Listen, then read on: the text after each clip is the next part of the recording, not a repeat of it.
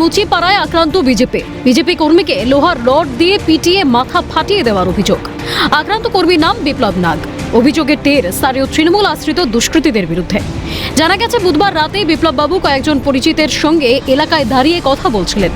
অভিযোগ, সেই সময় আচমকাই কয়েকজন যুবক লোহার রড নিয়ে তাদের উপর চড়াও হয় এবং পিছন থেকে বিপ্লববাবুর মাথায় সজোরে আঘাত করে। রক্তাক্ত অবস্থায় ঘটনাস্থলেই লুটিয়ে পড়েন ওই বিজেপি কর্মী। খাস কলকাতার 50 নম্বর ওয়ার্ডে বিজেপি কর্মীকে রড দিয়ে মারার অভিযোগ তৃণমূল দুষ্কৃতীদের বিরুদ্ধে। এই মুহূর্তে যেখানে দাঁড়িয়ে রয়েছে, ঠিক বুধবার রাত 12টা নাগাদ এইখানে মূলত ঘটনাটি ঘটে। যে ছবি দেখাবো এই মুহূর্তে আমার চিত্র সাংবাদিক প্রসন্ন নস্কর, যেখানে মূলত গতকাল রাত্রেবেলা ঘটনা ঘটেছে। একটি মন্দির রয়েছে, ঠিক মন্দিরের সামনেই ঘটনাটা ঘটেছে।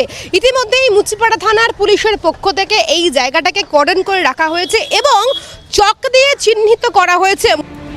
আক্রান্ত বিজেপি কর্মীর দাবি, আগামী রবিবার 50 নম্বর ওয়ার্ডের বিজেপি কাউন্সিলর সজল ঘোষকে একটি সংবর্ধনা দেওয়ার কথা রয়েছে। সেই কর্মসূচির প্রস্তুতি নিয়েই রাতে দলীয় কর্মীরা আলোচনা করছিলেন, তখন হামলার ঘটনা ঘটে।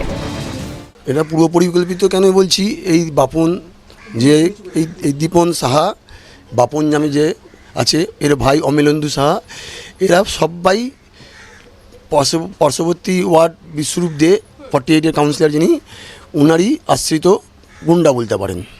এরা এর আগে থেকেও আমাকে বলেছিল 4 তারিখের পর বুঝে নেবো। হয়তো এরা সেটা বুঝতে পারিনি। 4 তারিখের পর এরা ভেবেছিল যে ওদেরই সরকার থাকবে।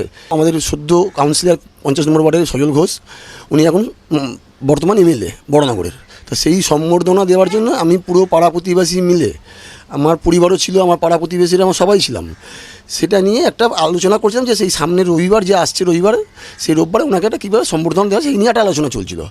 হঠাৎ করে পেছন থেকে দীপন সাহা, বাপন, অমিলেন্দু সাহা, সোনা নামে যে পরিচিত, এবং আসছে আরও 4-5 জন ছিলাম, সবাইকে হয়তো চিনতে পারিনি, কেন ওনারা পেছন থেকে এসে কিছুজন আমার পাড়া থেকে গেছে, কিছুজন ওই পশ্চিমজলি থেকে ঘুরে গাড়ি এসছে, এরকম করে নিয়ে আমাদের উপর পুরো ঘিরে ধরে অ্যাটাক করে দিয়েছে। এটাই প্রথম নয়, নির্বাচনের আগে থেকেই তাকেও তার পরিবারকে নানানভাবে হুমকি দেওয়া হচ্ছিল। গোটা ঘটনাটি পূর্ব পরিকল্পিত বলে মনে করছেন তিনি। সরকার পরিবর্তনের পর ক্ষোভের বই প্রকাশ করছে। এভাবেই এলাকাকে অশান্ত করতে চাইছে তৃণমূল দুষ্কৃতীরা বলেই মনে করছেন বিজেপি কর্মীরা। তবে বিজেপি সরকারের আমলে এই দুষ্কৃতীরা শাস্তি পাবে বলেই আশা রাখছেন তিনি। বললাম টিএমসির 4 তারিখের পর দেখে নেবে, এটা তো টিএমসিই করে। এর আগেও কি হুমকি দেওয়া হয়েছে? হ্যাঁ, এর আগেও হুমকি দিয়েছিল, এরাও আগেও হুমকি দিয়েছিল। আমাদের রিসেন্টলি একটা মানে যেখানে স্মৃতিরানি এসেছিলেন, যেদিনকে আমাদের এখানে ব্যাংক অফ ইন্ডিয়া মোড়ে আমাদের সভা হচ্ছিল, এই বাপন ওরফে দীপন সাহা, এই রীতিমতো আমার বাইরে দাঁড়িয়ে একটা গালাগালির বন্ধু করে গেছে। এবার সেই রাগগুলো হয়তো ওদের সরকার আসতে পারিনি, সেই রাগটা হয়তো ভিতরে ছিল, সেই পারপাসেই হয়তো করেছে। যদি আমি এখন সরকার চেঞ্জ হয়েছে, মাননীয় পুলিশ মন্ত্রী যিনি, তিনি আমাদের মাননীয় মুখ্যমন্ত্রী শুভেন্দু অধিকারী মহাশয় আছেন, আমার পুরো দৃঢ় বিশ্বাস আছে, দৃঢ় আশা আছে যে এই দুষ্কৃতীরা যেন ছাড়া না পায়। মুখ্যমন্ত্রী বলেছেন কোনো এই ধরনের ঘটনাকে বরদাস্ত করা হবে না। হ্যাঁ, একদমই, সেটাই তো বলছি। এরা যে এরকমভাবে এদের যে রাজত্ব চলে যাচ্ছে, এদের যে মানে পাওয়ার চলে যাচ্ছে বলে হয়তো এরা করে বেড়াচ্ছে, এরকম একটা কিছু হয়তো হতে পারে। এদের হয়তো ভেতরে একটা অন্যরকম আতঙ্ক করে বেড়াচ্ছে, যে এই করে আতঙ্ক একটা ভয় সৃষ্টি করে রাখবো, সেই জন্যই করছে হয়তো।